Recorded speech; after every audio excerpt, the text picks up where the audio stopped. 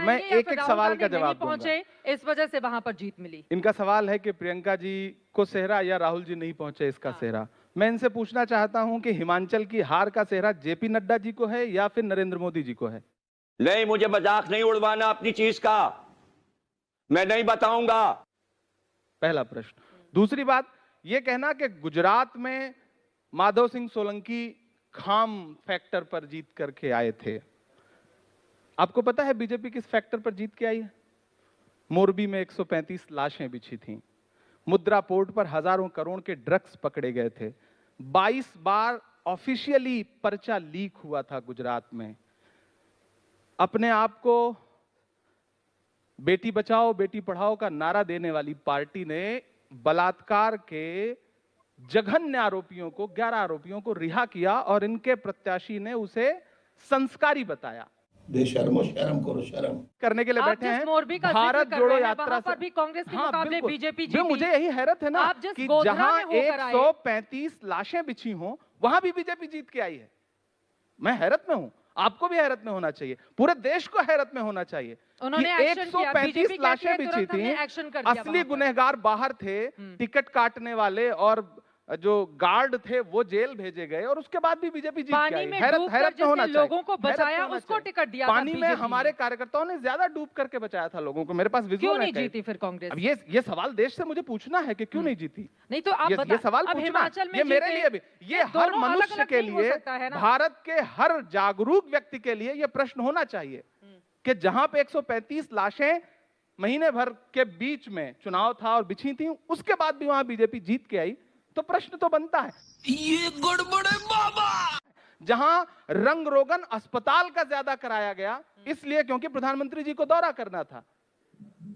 तो देश के लिए सवाल तो है, बहुत बड़ा सवाल है। अब तो नतीजे आ चुके हैं। हाँ, इमरान जी, लेकिन जब आ चुके हैं, एक्चुअली में देखिए हमने स्वीकार किया क्या होता है, हम नतीजों से भाग कहां रहे हैं। कोई भी दुर्घटना होती है तो जनता के मन में एक विचार होता है कि इस पे कौन सी पार्टी संवेदनशील है और कौन सी ईमानदारी से काम कर रही है। मोरबी की घटना हुई, दुखद थी, दर्दनाक थी, हृदय विदारक थी, परंतु प्रधानमंत्री जी ने जाकर डिस्ट्रिक्ट लेवल पे समीक्षा बैठक की। हाथरस में रात के 2 बजे दलित बिटिया जलाई गई, ये हमने नहीं कवर किया, मीडिया के साथियों ने उसके विजुअल दिखाए। मोरबी में संवेदनशीलता की बात कर रहे हैं, बहुत संवेदनशीलता थी। गए थे ना प्रधानमंत्री जी के विजिट करने से पहले अस्पताल का रंग रोगन हुआ, नई टाइल्स लगी। जितना ध्यान अस्पताल के रंग रोगन में लगा, रख रखाव में लगा, उतना पुल के रख रखाव में लगा होता तो मौतें नहीं होती। बात तो सही है। पीएम ने तो नहीं कहा होगा ना कि रंग रोगन करवाइए। किसने करवाया?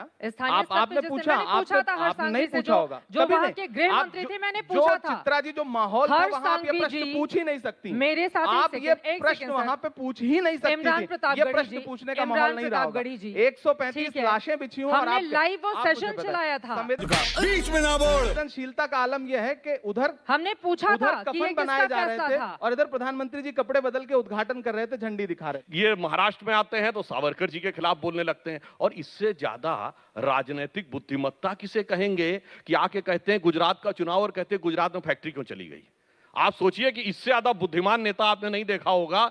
इसलिए इसमें भारत से जुड़ाव कम, भारत से दुराव ज्यादा दिख रहा। वैसे भारत जुड़ा नहीं जुड़ा, राहुल जी की दाढ़ी तो बढ़ गई। कोई सेंस है बात की? हाँ, राहुल जी की दाढ़ी पर आप लोगों का ज्यादा ध्यान है, लेकिन जल्दी से आप पहले जवाब दे दीजिए। खमीर था।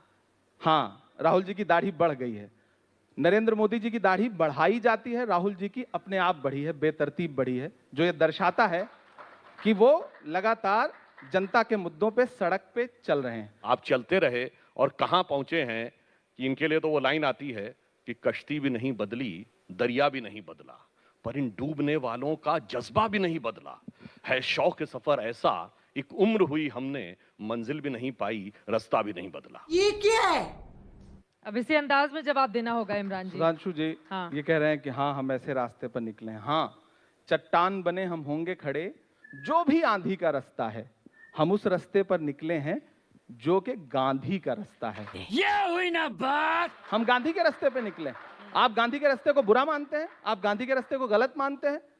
गांधी जी ने अंग्रेजों के खिलाफ आंदोलन किए, यात्राएं की। जब गांधी जी अंग्रेजों के खिलाफ विदेशी वस्त्रों की होली जला रहे थे तो किसी को लगा था कि आजादी मिल जाएगी? वस्त्र जलाने से आजादी मिल जाएगी। दोनों की तुलना इमरान जी, लेकिन आप कैसे कर सकते हैं? देखिए 2024 के जो हर इलेक्शन जालिम के पहले, चित्रा जी, जो हर जालिम से टकराएगी वो आंधी बनाऊंगा। नए अंग्रेज आए हैं, नया गांधी बनाऊंगा। क्या बात है सर, क्या बात है सर, क्या बात, ये बात है। बीजेपी जैसे इतनी बड़ी पार्टी से कैसे लड़ेगी कांग्रेस? आप जब इतनी बड़ी कहती हैं तो इतनी पे इतना जोर क्यों देते हैं? कितनी बड़ी है? 1231 विधायक उनके हैं, 700 कुछ विधायक हमारे हैं, इतनी भी बड़ी नहीं है ना। 303 सांसदों वाली पार्टी है। एक दिन ये 2 थे, हाँ। आज यहाँ पहुंचे हैं, फिर 2 पे पहुंच जाएंगे हो सकता है। उसके 4 साल पहले ही तो बीजेपी बनी थी ना। जब आप इतनी कहती जब ये 2 थे तो उसके 4 साल पहले ही बनी थी बीजेपी। और आप सोचिए कांग्रेस देश की सबसे पुरानी पार्टी है। ये हार जीत, उतार चढ़ाव राजनीति का हिस्सा है, लोकतंत्र का हिस्सा है। सही बात। इसे हम भी स्वीकार करते हैं, इसे इन्हें भी स्वीकार करते हैं। मोदी युग लेकिन जब ये से शुरू हुआ है लगातार ग्राफ गिरा नहीं है मोदी कांग्रेस युग, पार्टी का। युग क्या? युग या तो सतयुग होता है, या तो द्वापर होता है, या तो कलयुग होता है, या तो त्रेता होता है। मोदी युग क्या है?